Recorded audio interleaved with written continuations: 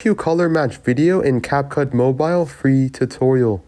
If this helped, drop a like, share the video, and subscribe for more. You want to color match the video in Capcut Mobile.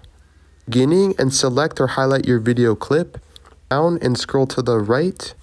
You see the option Adjust next to Video Quality and Auto Reframe. Click the second option, Color Match. Mobile is going to ask you to select a frame or upload an image.